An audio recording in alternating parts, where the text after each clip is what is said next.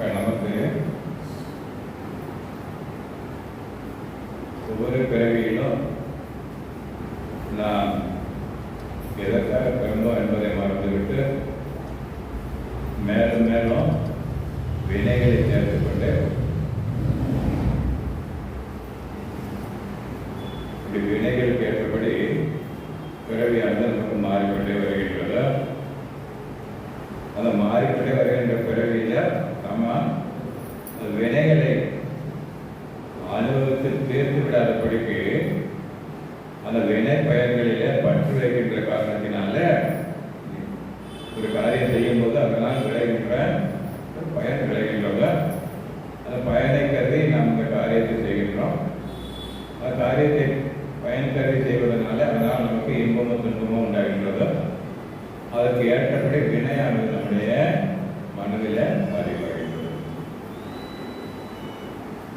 அவ்வாறு வினைகளை பெருக்கிக் கொண்டே போவதனால பிறவிகள் பெருகிக் கொண்டே வந்த வரவை மறந்து உள்ளதாய் வாழ்ந்து கண்ண பந்தமுற உன்னை படிப்பிக்க கற்றவரியார். யார் சொல்றாரு? தன்னுடைய மனதை காட்டு வந்த வரவை மறந்து உள்ளதாய் வாழ்ந்து கண்ண பந்தமுற உன்னை படிப்பிக்க கற்றவரியார். இந்த மதி ஏன் என்மதிகள் என்னாலே சந்ததமும் நெஞ்சே பரத்தை சாரின் இன்பம் உண்டாமே என்று தாய்மார்கள் தன்னுடைய மனதை பார்த்து பாடியிருக்கின்றோம். நமக்கும் நம்முடைய மனம்தான் பிறவிகள் தோறும் அது ஓரணம் ஆகிய பிறவியில இருந்த ஓர் அறிவுள்ள பிறவியில இருந்த இப்போது 6 அறிவுள்ள மனித பிறவி வரைக்கும் நம்மை வளர்த்து கொண்டு வந்திருப்பது அந்த மனதுதான். ஆனால் இப்போது நமக்கு எதிராக வினைகளை பெருக்கி பிறவிகளை அதிகரித்து நம்மை இந்த உலகத்திலே கடந்து துன்பம் வரும்படி செய்வதும் அந்த மனது. ஆக இதிலிருந்து விடுபட வேண்டும் என்று சொல்லக்கூடிய எண்ணம் ஒரு சிலருக்கு உண்டாகின்றது.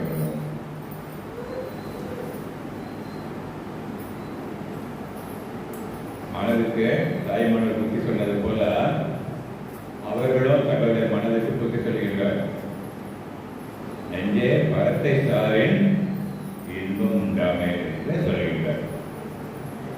பரம்பொருளை சார்ந்து நின்றால் நமக்கு இன்பமானது உண்டாகும். பரம்பொருள் நமக்கு எப்படி இருக்குன்னு தெரியாது. அதை எப்படி நாம் சார்ந்து நிற்பது? அதற்கு நமக்கு வழிகாட்டியாக ஒருவர் நமக்கு தேவைப்படுகின்றார். நமக்கு வழிகாட்டியாக நம்மை போலவே மனித பிறகு எடுத்து வந்தவர் தான். ஆனால் அவர் நமக்கு முன்னால் இந்த பாதையில் சென்று அந்த அனுபவம் பெற்று பரத்தை சார்ந்து நின்ற அனுபவம் பெற்றவர். அப்படிப்பட்ட ஒருவர் நமக்கு குருவாக வருகின்றார். மாநில தட்டை தாண்டி குரு ஒருவர் நமக்கு வரும். அப்படிப்பட்ட குருவை தேடி தாய்மானவர் அழைத்தார். அப்படி ஒரு குரு எங்கு கிடைப்பார் என்று வேதாந்தங்கள்லாம் சொல்லிக் கொடுப்பதற்கு இல்லையா, நூல்களிலே இருப்பதை கற்றுக் கொடுப்பதற்கு குருவானவர் கிடைப்பார். அதுபோல தாய்மானவரும் சிற்றம்பல தேசிகர் என்பவரிடத்தில் வடமொழி தென்மொழி நூல்கள் எல்லாம் கற்று தேர்ச்சிகள்.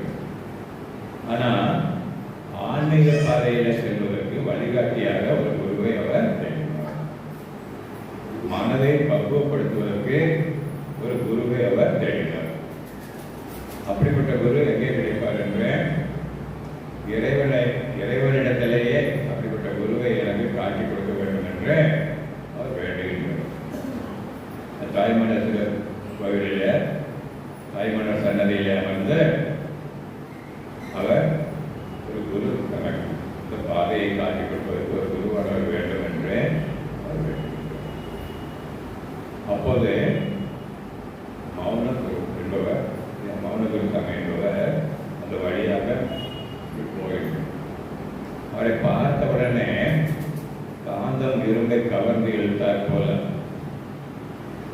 காந்தம் இருந்தது என்று சொன்னால் பக்கத்தில் ஒரு இரும்பு இருக்குன்னா அந்த இரும்பை இழுத்து தன்னிடத்தில் பிடித்து நிறுத்தி வைக்கணும். அதுபோல ஒரு ஈர்ப்பு விசையானது தாய்மானவரை அவர்பால் பிடித்து இழுத்தது. ஆகையினால அவர் என்ன செய்தார்? அவர் பின்னாலேயே போகின்றார். அவர் பின்னாலேயே சென்று அவரை வழிமறித்து எனக்கு இந்த இறைவனை சார்ந்து நிற்பதற்கு, இறைவனை அறிந்து கொண்டு அவனை சார்ந்து நிற்பதற்கான வழியை நீங்கள் எனக்கு காட்டி தர வேண்டும் என்று அவரிடத்தில் வேண்டுகின்றார். அவர் மௌனத்தை கடைபிடிப்பார். அவர் பேசாமல் கொண்டவர். ஆகையினால அவர் எதுவும் பேசவில்லை. அவர் கையில ஒரு சுவடி வைத்திருக்கிறார். சுவடி என்ன சுவடி என்று அவரிடத்துல அவர் தாய்மானவர் மௌனகுருவினிடத்துல கேட்கிறார். அவர் அந்த சுவடியை அவர் காட்டுகின்றார். அதில் சிவஞான சித்தியார் என்று குறிப்பிட்டிருக்கிறார். உடனே அவருக்கு கேள்விகள் வரும். இதை படித்தவருக்கு கேள்வி நிறைய வரும். சிவம் என்றால் என்ன? ஞானம் என்பது என்ன? அது எவ்வாறு சித்தியாகும்? சிவம் என்பது அறியக்கூடிய பொருளா, அறிய முடியாத பொருளா? அறியக்கூடிய பொருள் என்று சொன்னால் அதை எவ்வாறு அறிவது? அறிய முடியாத பொருள் என்று சொன்னால் அகோசரமா அகோசரமா என்று கேட்கிறார். அது வேதாந்த பாஷையில் இருக்கு. அகோசரம் என்று சொன்னால் அது உள்ள பொருளா இல்லாத பொருளா? அறிய முடியாத பொருள் என்று சொன்னால் அது உள்ள பொருளா இல்லாத பொருளா என்று இவ்வாறு கேள்விகளை அழிக்கொண்டே போகின்றோம். கேள்விகளை கேட்டுக்கொண்டே போவதை பார்த்து மௌனகுரு என்ன செய்தார்? கையை காட்டி அது சும்மா அப்படிங்கிறத கையை காட்டி மூன்று விதமாக குருவுக்கு கை காட்டுகின்றோம். மௌனகுரு தாய்மானவருக்கு கை காட்டியது போல அவருக்கு சும்மா இது என்று சொல்லி கை காட்டினார். அப்புறம் தட்சிணாமூர்த்தியாக வந்த சென்முத்திரை குறிப்பை அதுவும் கை காட்டும் இல்லையா? அது அந்த குறிப்பையும் காட்டும். அப்புறம் நீ இறந்து போய் சும்மா இரு என்று சொல்லி இல்லையா? நீ அற்ற எல்லையில சும்மா இரு என்று சொல்லி அதற்குமாக ஒரு கை காட்டும். இவ்வாறு கை காட்டியே அவர் உபதேசம் செய்கின்றார். அவர் சும்மா இரு என்று கை காட்டிவிட்டு போய்விட்டார். இவர் தாய்மானவர் சும்மா இருப்பதற்கு முயற்சி செய்கின்றார். நம்மிடத்துல 3 உறங்குகள் இருக்கின்றன. ஒன்று, பல்வேறு செயல்களில் ஈடுபட்டு கொண்டே எப்போதும் இல்லையா? இங்கேயும் அங்கேயுமா தாலி குதித்துக் கொண்டே இருக்கும். இரண்டாவது,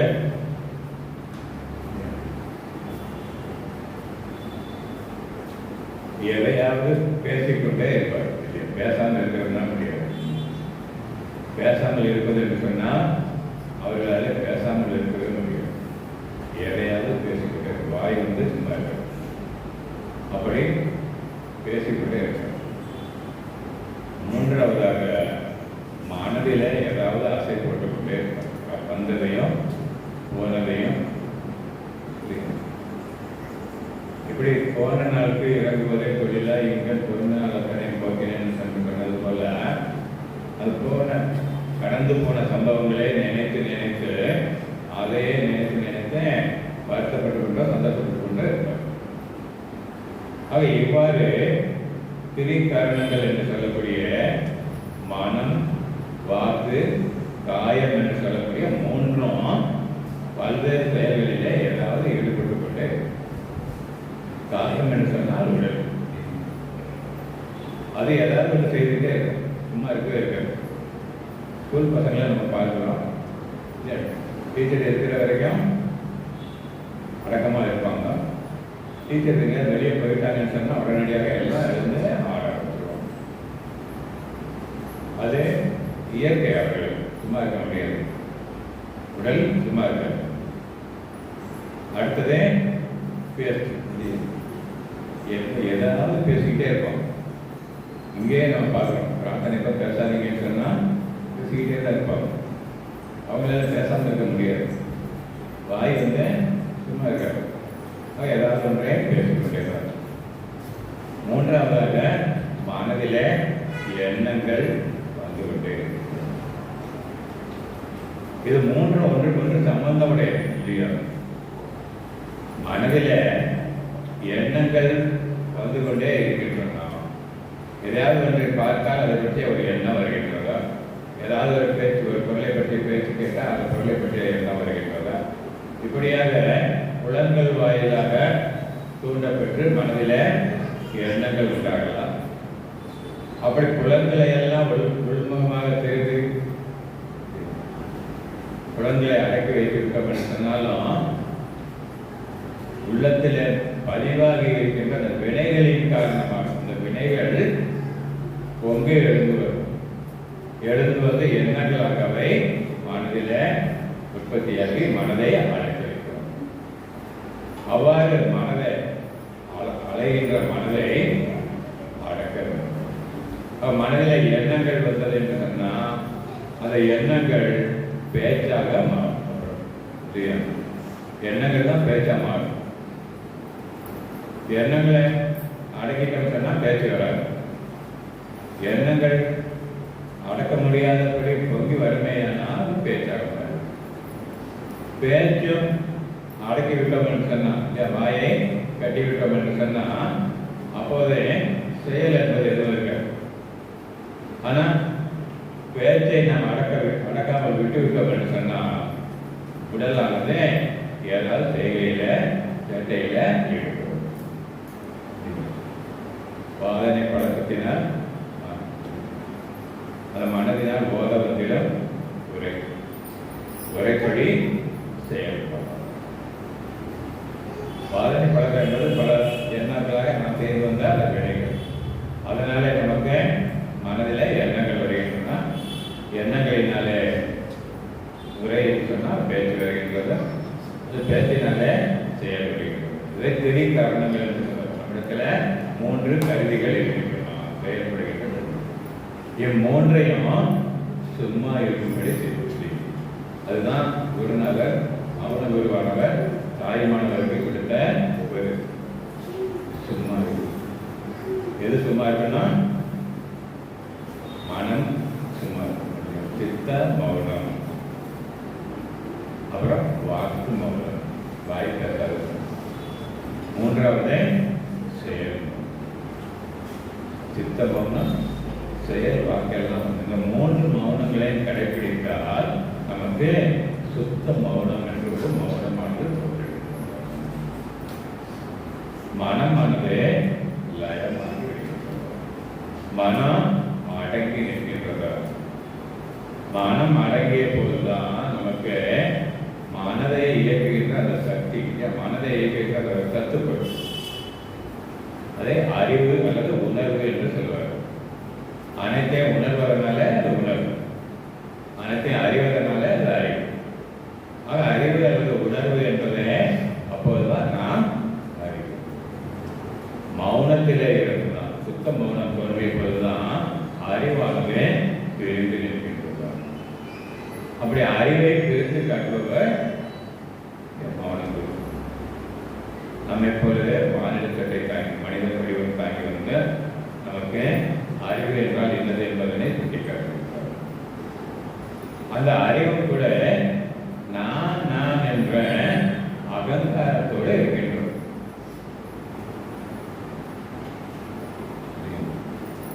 அறிவு நிலையில நிற்கும் போதும் நான் என்ற அது நிற்கின்றது. நான் என்றுதான் அதே நிற்கின்றது. இந்த நான் என்பது இருப்பதனால அது கட்டுப்பட்டு இருக்கின்றது. அந்த அறிவு எனக்கு உள்ளே கட்டுப்பட்டு இருக்கின்றது. சிற்றறிவு என்று அழைக்கப்படுகிறது.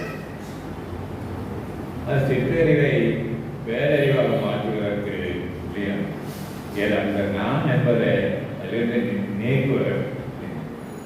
நான் என்பதை அறிவை கட்டி இருக்கின்ற அந்த நான் என்ற அலங்காரத்தை அறிவிலிருந்து நீக்குவதற்கு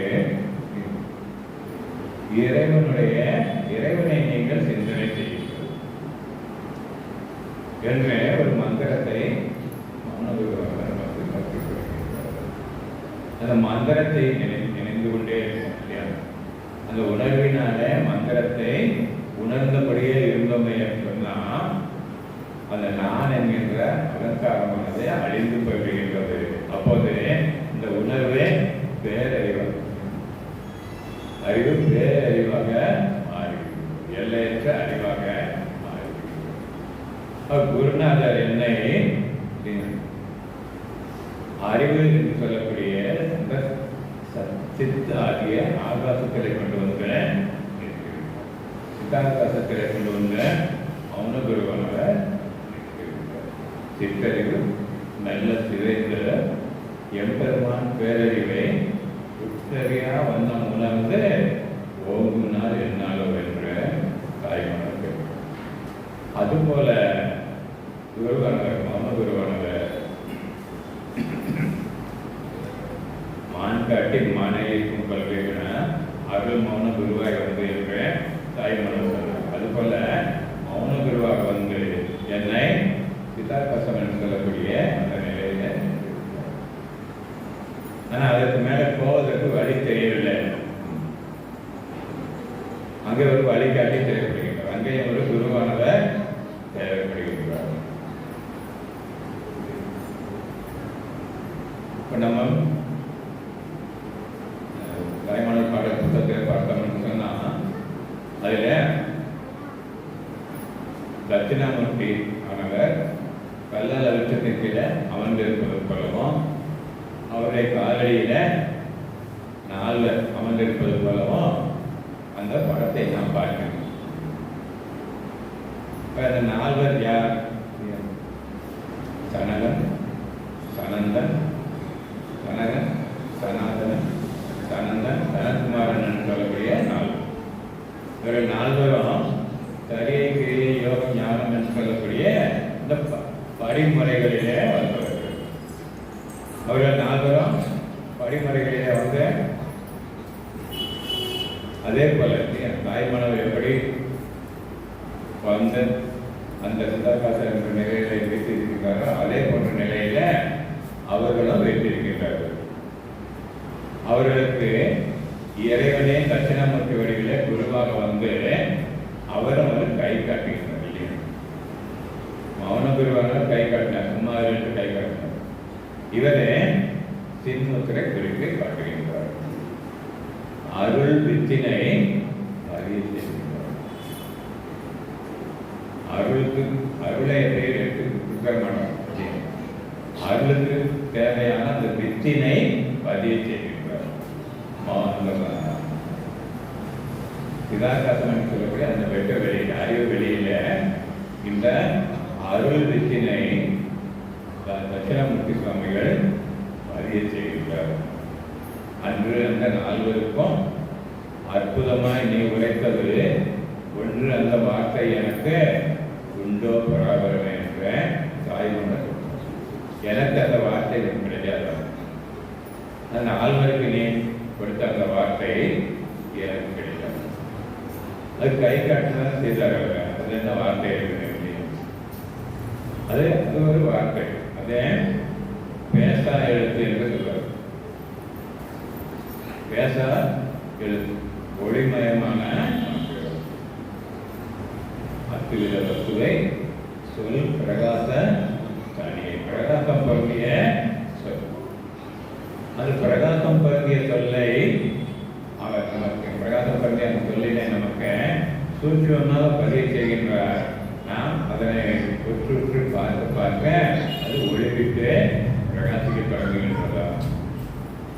உற்று பார்க்க ஒளிவிடும் மந்திரம் பற்றற்று இருக்கும் பரமன் இருப்பிடம் என்ற திருமுறை சொன்னது போல அது இறைவனுடைய இறைவன் சக்தியும் சுலபமாக அதில் இருக்கின்றது.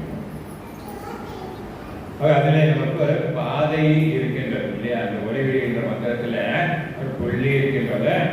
அந்த புள்ளியை ஊசிமனை வாசல் என்று சொல்வார். நம்முடைய சுவாமிஜியும் அது போல அந்த வாசலில் நிற்கும் போது காஞ்சிபுரத்தில் ஏகாம்பரேஸ்வரர் கோயிலில் அங்கே ஒரு சாமியார் ஒருத்தர் சில பேர் பார்த்துருக்கலாம் இல்லையா. அது சமயத்தில் காலமாகிட்டார். ஆனால் அதுக்கு முன்னால் அவர் அங்கேயே இருந்தார். அவரிடத்துல சென்ற சுவாமியார் கேட்டார். என்ன கேட்டாங்க? எனக்கு இறைவனுடைய சன்னதிக்குள்ள நான் இறைவனை எனக்கு காட்டி தர வேண்டும், சன்னதியில் சென்று இறைவனை நான் காண வேண்டும் என்று கற்றேன். அப்போது அந்த சாமியார் என்ன சொன்னாரு? போய் கருவறையில் போய் நின்று அங்கே போய் கதவு திறக்க போய் பார்த்துருவோம் அப்படின்னு. இல்லை கதவு மூடி இருக்குன்னு திறக்கல அப்படின்னு. மூடி இருந்தாலும் போய் பார்த்து திறப்போம், அது வரையில நீ காத்திருந்து திறம்புடனே சென்றுப்பார் அப்படின்னு.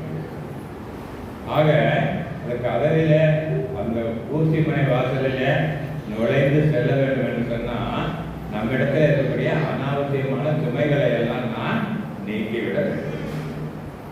நான் இந்த உடல் அல்ல என்ற இந்த உடலை நான் இறைவனுக்கு அர்ப்பணமாக கொடுக்கிறேன்.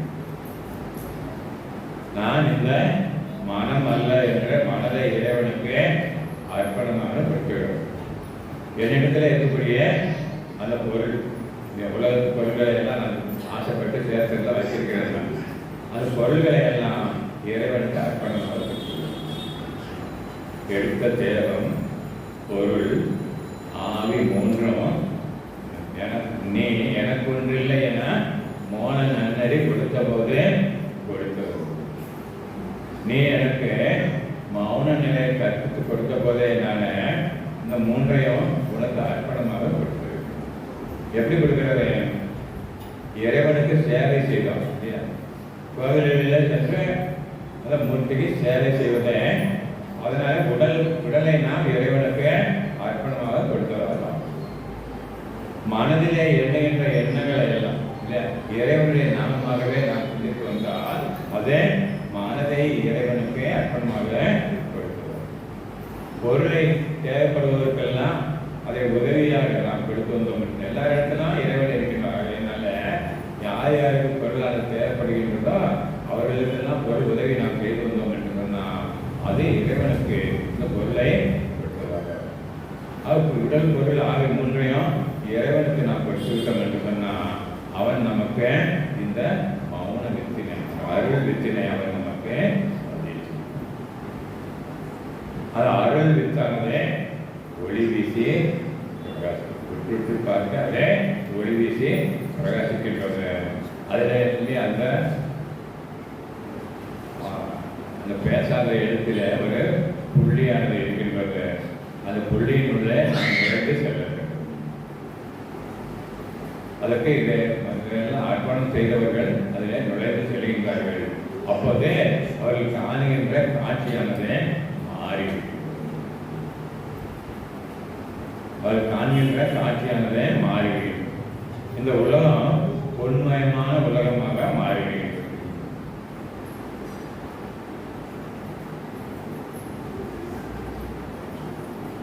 இந்த சிற்றறிவினால நான் பார்க்கும் போது இந்த உலகத்து பொருள்கள் போல தெரிந்த இவையெல்லாம் கிடையாது, அதெல்லாம் மறைந்து விட்டது.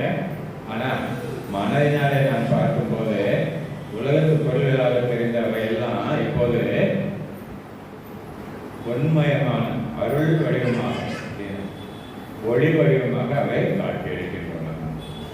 இந்த ஒளியில சிவமும் சக்தியுமாக இறைவன் இருப்பதை அவர்கள்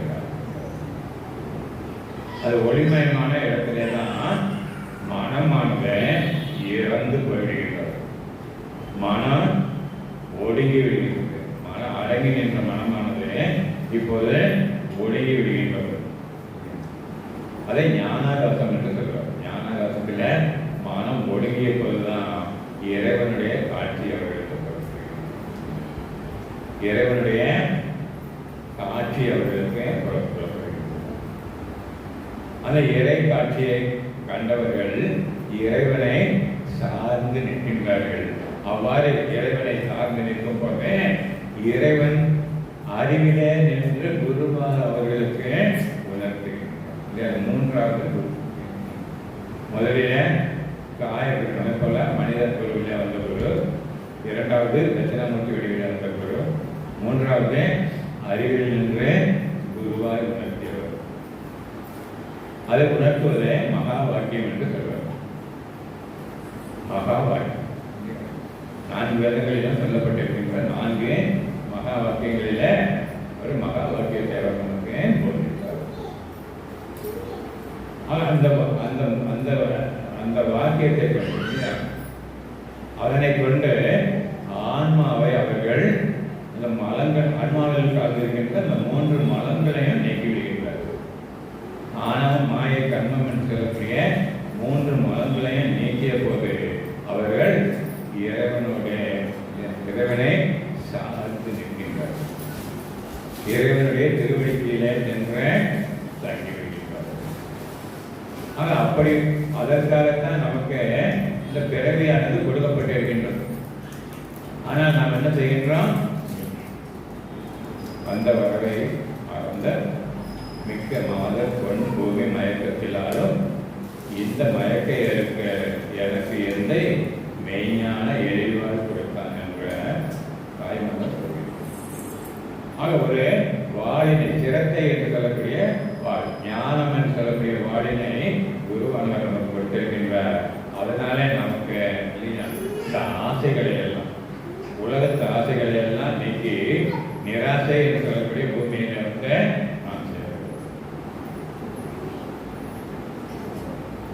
நிராசை என்று சொல்லக்கூடிய பூமியில நாம் வந்து செல்லும்.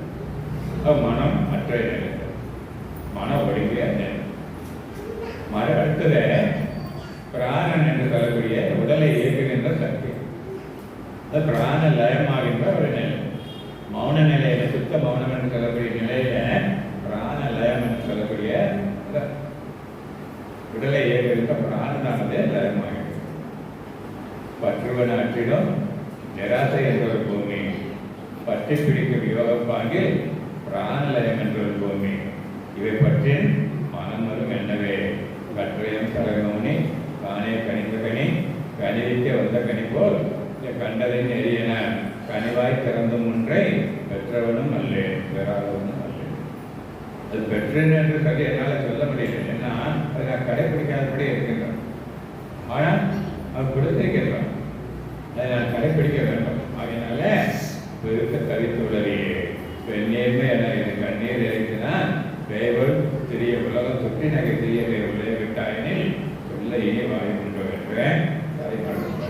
அதுபோல அவருக்கு கிடைத்திருக்கின்றது ஒரு பொக்கிஷம். அதனை நாம் போற்றி பாதுகாக்க வேண்டும். உபதேசம் என்பது சாதாரண விஷயம். அதனை நாம் போற்றி பாதுகாக்க வேண்டும். அதனை வைத்து பார்க்க நமக்கு அந்த சூர பஞ்சாயத்து ஓம் நமஸ்தே என்கின்ற மந்திரத்தை நாம் எழுத்தபடியே இருந்தோம் என்று சொன்னால் நமக்கு பசி தெரியாது, காலம் தெரியாது, நோய் எதுவும் நம்ம வந்து அழகாது. மூப்பு வந்தாலும் கூட நமக்கு அதனாலே அவர்களுக்கு ஏற்படுகின்ற அந்த வளர்ச்சி என்பது ஏற்படும். பசிப்பினி மூப்பு என்பதை அவர்கள் கற்றுக்கொள்ளும். அதே போல சூத்திர பஞ்சாச்சரமாக இருக்கிற நம்ம என்று சிந்தித்திருப்பவர்களுக்கு அபாயம் ஒரு நாளும் இல்லை என்று சொல்வார்கள். வினைகள் வந்து அவர்களை தாக்க, அது ஒரு பேடையும் போல அவர்கள் வைத்து அந்த வினைகள் வருகின்ற வினைகள் தாக்காதபடி அவர்கள் தாக்க சொல்வார்கள். காரண பஞ்சாச்சரம் உள்ளே ஒழித்துக் கொண்டு இருமையானால் மனம் என்பது அமைதியாக இருக்கும். அந்த அமைதியான மனத்திலே தான் அருளானது. அது அருள் என்பது நமக்கு கிடைக்க வேண்டும் என்று சொன்னால் நாம் அந்த மௌன நிலையை அடைய வேண்டும். மௌன நிலையிலே இருந்து அருள் வித்தினை பெற்று அதனை உபாசித்து வரும்போது நமக்கு அருளானது கிடைக்கின்றது. அருளிலே கலந்து நின்றவர்களுக்கு இறைவனுடைய அருள் காட்சியானது கிடைக்கின்றது. அந்த நிலையில் நிற்பவர்களுக்கு ஆன்ம சுத்தியானது ஏற்படுகின்றது. அவர்கள் இறைவனுடைய கலந்து முக்தி அடைகின்றார்கள். ஆக அந்த நிலையை அடைவதற்கு இறைவனுடைய அருள் நமக்கு தேவை. குருவர்களும் திருவர்களும் நமக்கு அதனை கூட்டி வைக்க வேண்டும் என்று பிரார்த்தனை செய்து கொண்டு அதே அளவுகளை